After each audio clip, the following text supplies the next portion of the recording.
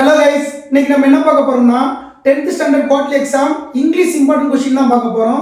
Already நம்ம வந்து தமிழுக்கு போட்டதை பற்றி எல்லா ஸ்டூடெண்ட்ஸுமே நம்மளை வந்து அப்ரிஷியேட் பண்ணியிருக்காங்க. நீங்கள் சொன்னதான் வந்திருக்குது அப்படின்னு சொல்லி நம்மளுக்கு வந்து ப்ரைவேட்டாகவே நிறைய பேர் வந்து மெசேஜ் பண்ணியிருக்காங்க.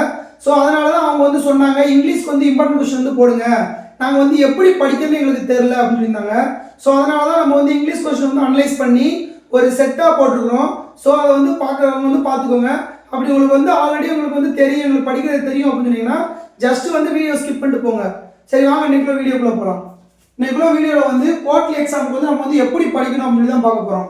நான் வந்து எல்லாத்துக்கும் சேர்ந்து தான் போடுவேன். இது வந்து ஸ்டூடெண்ட்ஸு ஆவரேஜாக படிக்கிறவங்க நல்லா படிக்கணும் அப்படி கிடையாது. நீங்கள் எப்படி படித்தாலும் சரி, ஃபஸ்ட்டு நீங்கள் வந்து இம்பார்ட்டன்ட் கொடுக்குற டாபிக்ஸ் வந்து ப்ரோஸில் உள்ள 5 மார்க்கு, சப்ளிமெண்ட்டில் உள்ள 5 மார்க்கு. ப்ரோஸில் ஃபஸ்ட்டு 2 யூனிட்டில் உள்ள பேராகிராஃப் மட்டும் படிங்க.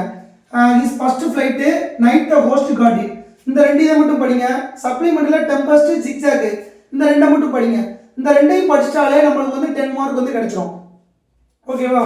நெக்ஸ்ட் நம்ம என்னதை வந்து ஃபாலோ பண்ணோம் அப்படின்னா போயத்தில் உள்ள rhyming words, rhyming scheme, figure of speech, alliteration, இந்த இதை வந்து பார்க்கணும். அப்போ நம்ம ஃபஸ்ட்டு பார்க்க வேண்டிய டாபிக்ஸ் வந்து இந்த டாபிக்ஸு, ரெண்டாவது பார்க்க வேண்டிய டாபிக்ஸ் வந்து இந்த டாபிக்ஸு.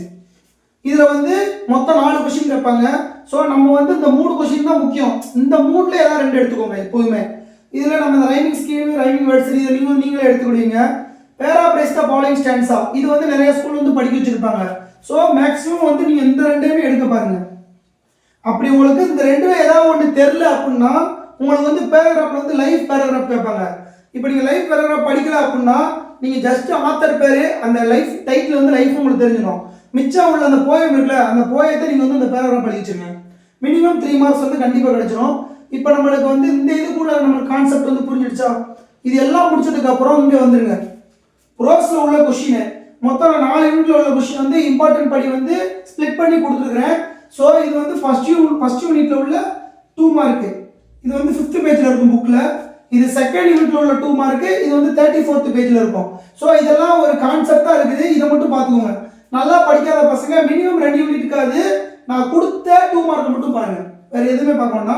நல்லா படிக்கிற பசங்க எனக்கு வந்து 2 மார்க் வேணும், 90க்கு மேலே வேணும் அப்படின்னு சொல்றவங்க வந்து நான் கொடுக்குற எல்லா கொஸ்டினுமே படிங்க. ரொம்ப சிம்பிளாக தான் இருக்கும். ஜஸ்ட் பாருங்க. நீங்க தமிழ் மாதிரி உங்களுக்கு வந்து பேராகிராஃப் எழுதணும் அவசியம் கிடையாது. இங்கிலீஷ்ல வந்து கொஸ்டின்லேயே பாதி ஆன்சர் இருக்கும். ஸோ அதுக்கப்புறம் உள்ள மிச்ச ஆன்சர் மட்டும் எழுதுங்க. அதுக்கப்புறம் பொயட்டிக் அப்ரிசியேஷன், இதை உள்ளதை படிச்சுக்கோங்க. இதில் மொத்தம் 3 யூனிட் கொடுத்துருக்கேன். மேக்ஸிமம் நீங்கள் வந்து 2வது யூனிட் 3வது யூனிட் கான்சென்ட்ரேட் பண்ணுங்க. ஃபர்ஸ்ட் யூனிட் நீங்கள் ஆல்ரெடி படிச்சிருந்தீங்க அப்படின்னா 2வது யூனிட் 3வது யூனிட் படிங்க. நல்லாவே படிக்காத பசங்க வந்து ஃபர்ஸ்ட் யூனிட்டை மட்டும் கான்சென்ட்ரேட் பண்ணுங்க. 2வது யூனிட் 3வது யூனிட் வந்து வேண்டாம். இப்போ இதெல்லாம் முடிஞ்சா நெக்ஸ்ட் வந்து 5 மார்க்கு. இதில் அட்வர்டைஸ்மெண்ட் எல்லாத்துக்கும் தெரியும். Notice writing, picture writing, summer writing, இதெல்லாம் நீங்கள் அசால்ட்டாக மார்க் எடுத்துட்டு போயிருங்க. இதுக்கப்புறம் தான் இங்கே வரணும் road map, punctuation, rearrange word, active voice, passive voice. இது வரைக்கும் நீங்கள் வந்து ஸ்கூல்லே முடிச்சிடணும். நாளைக்கு ஸ்கூலில் போனீங்கன்னா அப்படின்னா இது வரைக்கும் வந்து நீங்கள் முடிச்சிடணும். நாளைக்கு வீட்டுக்கு வந்துட்டு நாளைக்கு நைட்டு என்ன பார்க்கணும் அப்படின்னா இந்த 1 மார்க்கை ஃபுல்லாக பாருங்க.